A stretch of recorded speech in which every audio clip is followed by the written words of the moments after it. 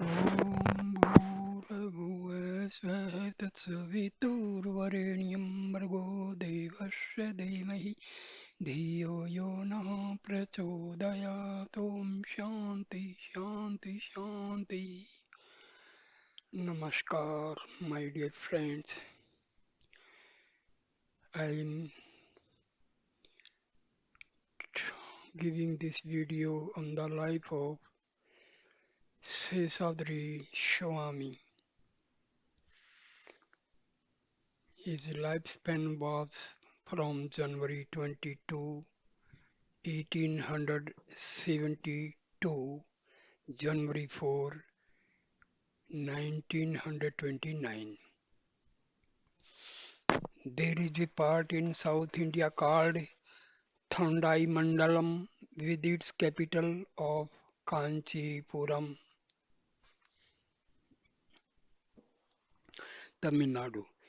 In ancient times at Kanchipuram, Sri Adi Shankara Acharya established the cult of Sri Vidya for the welfare of the world. In this connection, he went to central India and brought about 30 families of Devi Bhaktas to Kanchipuram.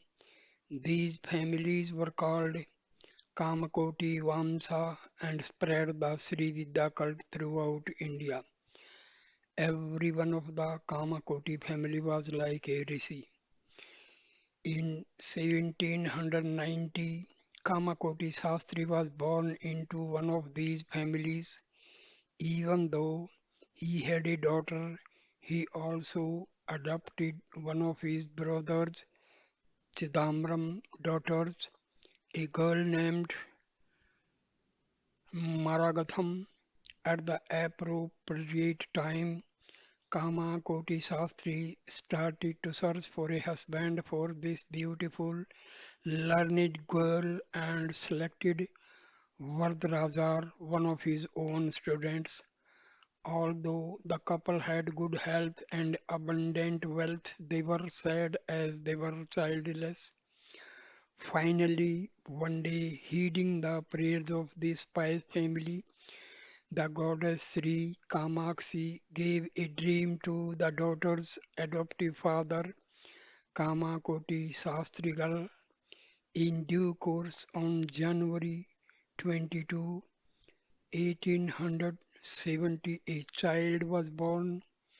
People round about said the radiant child was an ornament of Sri Kamakshi Devi, a pet child of the goddess and born because of the parents' tapas.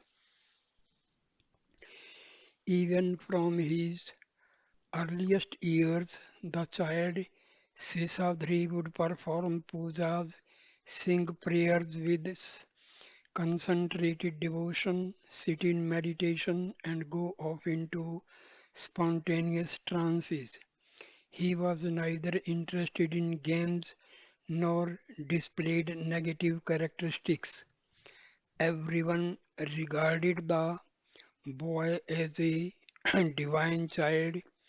It was about this time an incident occurred that thereafter gave Seshadri his nickname Golden Hand. One day, 4 years old Seshadri and his mother stopped at a shop full of bronze castings of the gods. While at the shop, the young lad picked up a statue of Krishna and asked his mother to buy it so he could perform Krishna Puja. The trader, thinking that the radiant child himself resembled the Lord Krishna, gave the idol and refused payment. The next day, the trader proclaimed the boy to be most lucky as the whole consignment of 1,000 statues because of the young boy's touch had been sold in one day. News of the incident spread quickly through the town, and from that moment on, the young boy was known as the one with the golden hand. In his fifth year, young Seshadri was initiated at an auspicious ceremony attended by many scholars, and on the same day started to attend pathshalas in Kanchi. Quickly he showed an almost superhuman intellect and memory and exhibited extraordinary debating skills. In this way, years went by until the time Sri Seshadri reached his 14th year and his father Sri Varadraja died unexpectedly. Kamakoti Shastrigal arrived to pacify the bereaved family and took them to live at Vazur. It was there that Swami Ji completed his education and mastered various texts in Sanskrit and Tamil, the whole Vedanta with the three primary texts Gita, Upanishads, and Brahma Sutras, beside Vedas, Nyaya, and Vyakarna. He had also mastered music and astrology.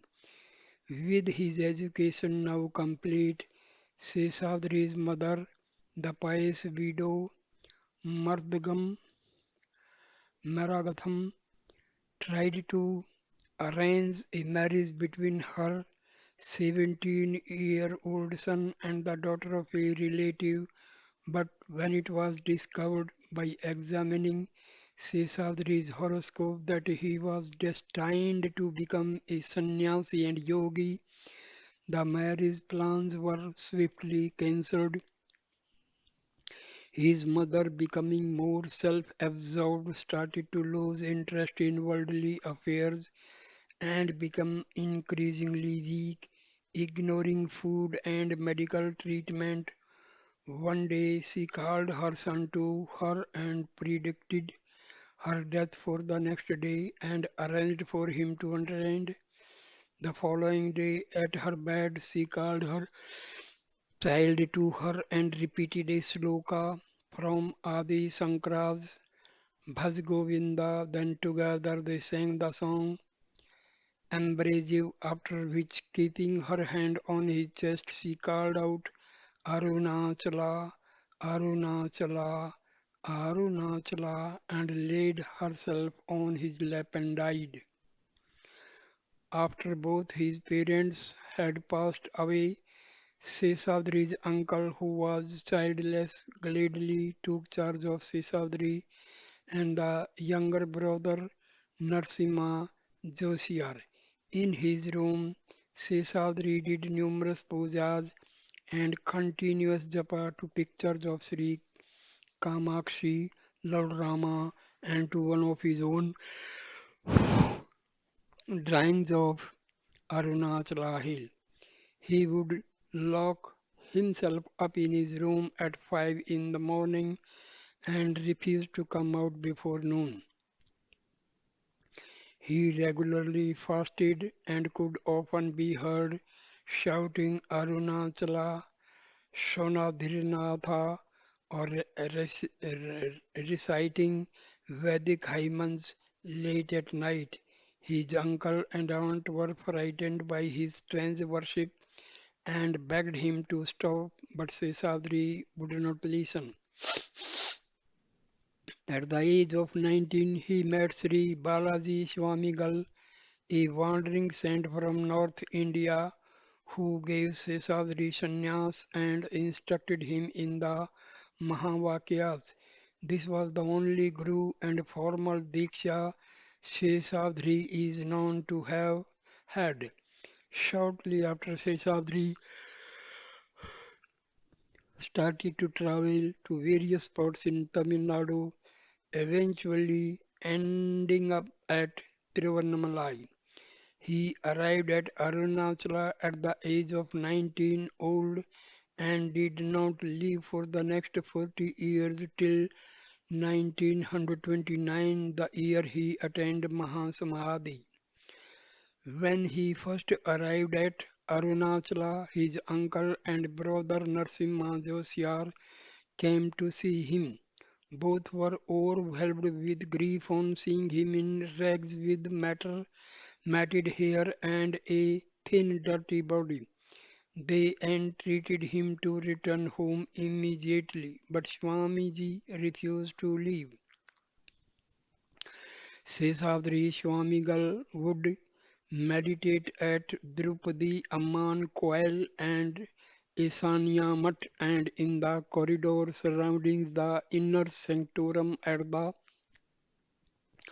Durgai Amman temple, and he would also do tapas at Kambathu, Ilaniyar, Pathalalingam and Arunachala Yogishwarar Mahamandapam.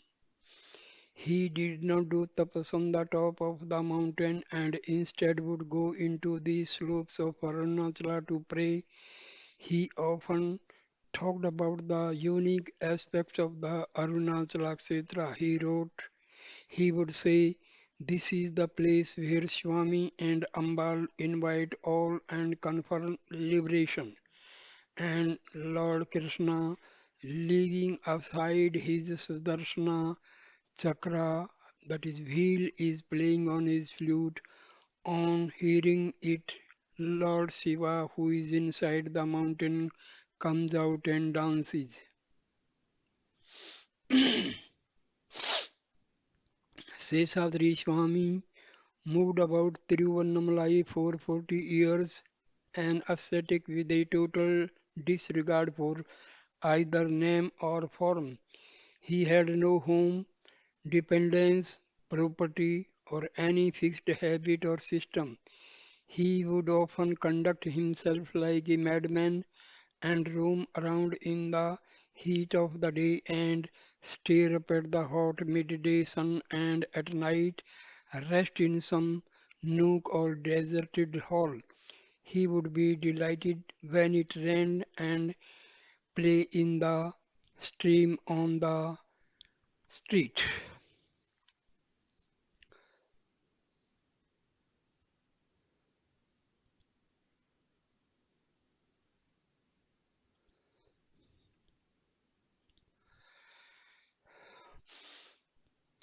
Sit in the water and only go indoors when the rain had stopped. His acts were dramatic and deeply impressive. He would avoid rich food from wealthy persons but beg for cold gruel at a poor man's house or share food with beggars or leftovers as a on a banana leaf with a dog. Sometimes he would take no food at all and on other occasions consume enough for 10 people. He would eat and drink like one swallowing medicine or one being forcibly fed. Although he did not accept money, he would sometimes receive expensive clothes but immediately transfer them to a poor person or tear the clothes into pieces and garland the tail and horns of a calf. If he was given plain new clothes within a couple of hours, they would reach the state of his original clothes. He wore only a dhoti which would cover his toes and another piece of cloth swathed over his back and shoulder.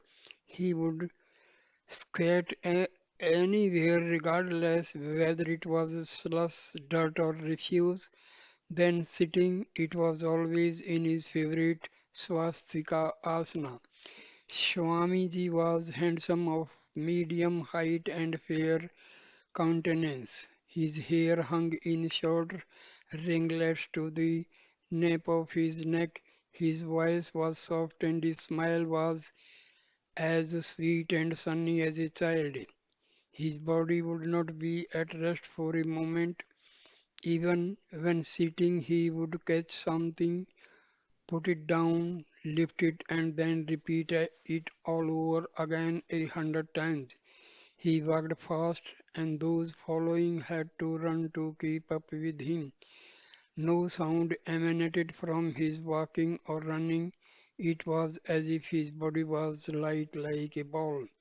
He would seldom bathe, but occasionally pour a pour a pint of oil on himself and roam in the streets with oil still glistening on his head. If he allowed himself to be shaved, he would often stop it abruptly, with half of his face or head unshaved, and appear in public with equanimity and total disregard for public opinion.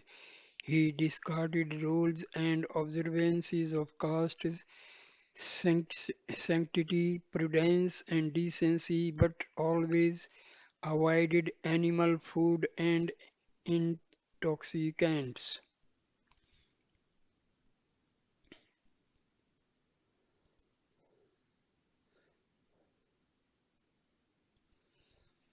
He loved music, delighting his devotee with songs. If one asked, he would break forth into melodious song, often drumming rhythms on nearby surfaces. Sometimes he would place his hands on his hips and dance. He was often taken to be a lunatic and at times purposely simulated madness. It was difficult to explain his general behavior and impossible to account for the course of his conduct. He was always original and free and ascetic and maintained a thorough control of his mind and senses up to the end of his life. He was always playing pranks. Suddenly he would laugh without stopping, and those who witnessed his fun would be reduced to hilarity. Swamiji utilized a strange manner of speech to ward off crowds building up around him. He would go on speaking very fast without any respite and with no end or meaning. Sometimes, if someone spoke to him, he would reply in Sanskrit, not caring if he was understood or not.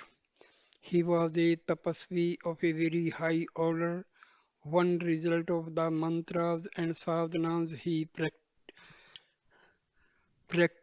practiced from his earliest years was the development of various siddhis and psychic powers. He could tell about the past and the future and read minds with ease. With this power, he fulfilled the desires of people by showing visions they wanted to see, both in dream and while being awake. His miraculous touch is said to have cured many of those who came to him with devotion. Often, when people saw him in the streets, they would prostrate before him and he would get near to enable them to touch his feet, but he would never allow bad characters to touch his feet. He would run away, and if they forced themselves on him, he would abuse them or even pelt them with stones. Seeing this, many people did not go near him. But then he knew about the good qualities of a person. He would himself catch their hands and play. He would joke and run with young children. He never distinguished between males and females and sometimes would put his arms around the neck of a girl and walk along with her and lie down in the street with his head in her lap. Swamiji's interaction with the world was very strange. A person could not take advantage of previous proximity. Every moment was a new moment. People loved him, but some, fearing they might be beaten, were frightened to come close.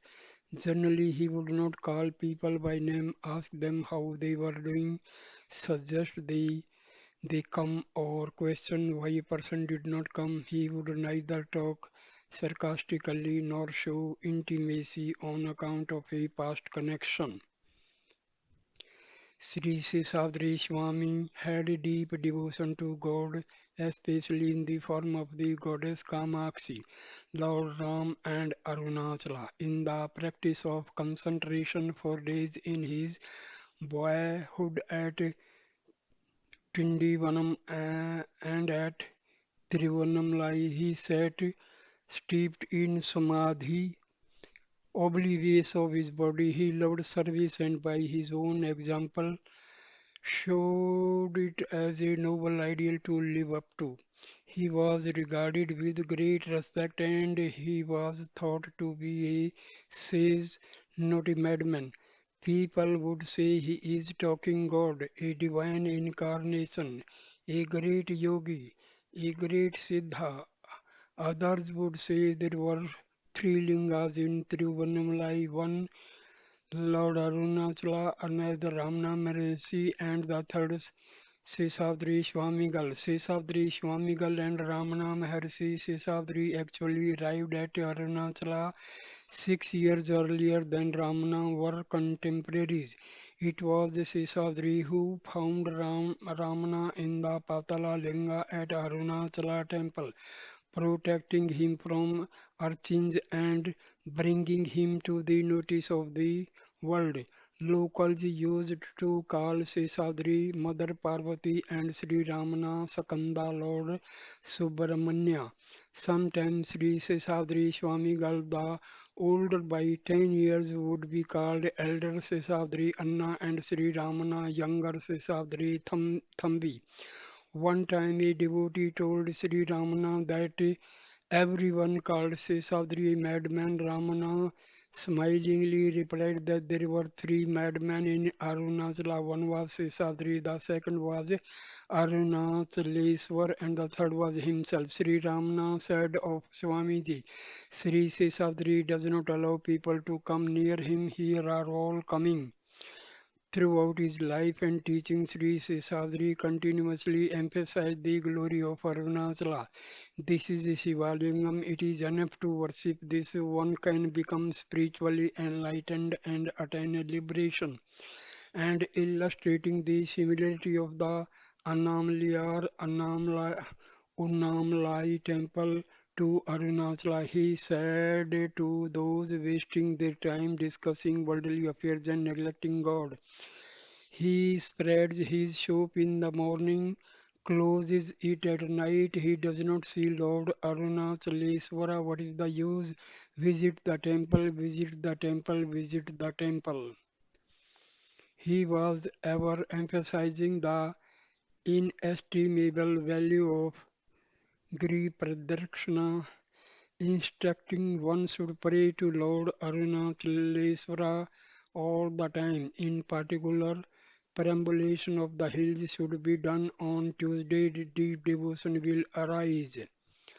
Having lived at Arunachala continuously for 40 years and helping all kinds of people, Sri Seshadri decided to finally shed his body one day in 1920 during the month of Kartigai. He asked a devotee, shall I build a new house and go away?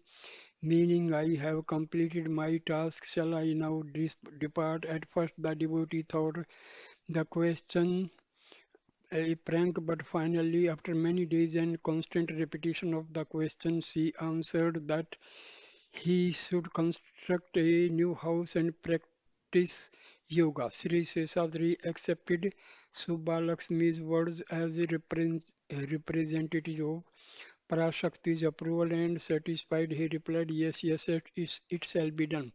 Someday, some days later, his devotees who wanted to photograph him gave him an oil bath and then bathed, dressed and scented, garlanded and photographed him. Immediately, Seshadri caught a fever for 40 days. His condition worsened, and on the 41st day, he found the strength to visit Arunachaleswar one last time. On returning from the temple, he sat down in a puddle of water and refused to change his wet clothes when he got back to the house. Within days, on January 4, 1929, Sri Seshadri Swamigal left his body and Tiruvannamalai was engulfed in sorrow. After preparation, his body was brought out in procession, which is said to have been so splendid that the entire stock of camphor in the shops of Tiruvannamalai was exhausted and all incoming buses were full and overcrowded. The streets were jammed with devotees, and the night seemed like a bright day as it was so brilliantly illuminated by the burning camphor. The air was filled with group singing devotional songs and the music of instrument prayer. It was at Agni Tirtham that Sri Ramana Maharshi joined the procession. Further on, a samadhi was constructed and Sri Swamigal's body interred. That samadhi tomb is now enshrined within the grounds of Sri Seshadhari Ashram on Chengam Road, Tiruvannamalai. Although Sri Seshadhari Swamigal has said his mortal coil, he is ever present, helping, blessing, and guiding his devotees to everlasting bliss. His own search brought him to Arunachala, and it is said to the sacred hill that Swamigal tells all to look to fulfill life's highest goal. There is a magnetic mountain which attracts all living beings. The moment one thinks of it, it controls the action of the beings who think of it and attract them towards itself. Not only it attracts to itself, but makes them motionless. How wondrous is the power of this magnetic mountain which takes such sacrifices. Oh, Jivas attain liberation by realizing nature of Arunagiri, Aruna Yogi Vidyate. Satsang, the sloka of Sri Adi Sankara, Satsangatve Bhaj Govind means the company of the good lead one in time to solitude and thence to emancipation. By repeating the word Arunachala three times on her deathbed, Seshadri Swamigal's mother was indicating the sacredness of Arunachala and how merely by thinking of it one may attain ultimate bliss.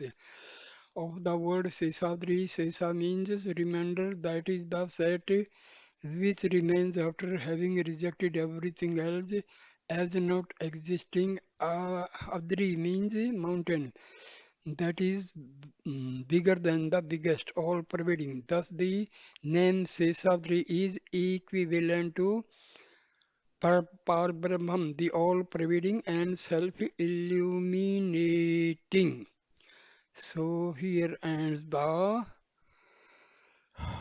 video. Thank you for watching this video, dear friends. Please share, comment, and like the video, and please subscribe my channel so that I am encouraged to give you more and better videos in future. Thank you, my dear friend. Thank you. Namaskar, namaskar, namaskar.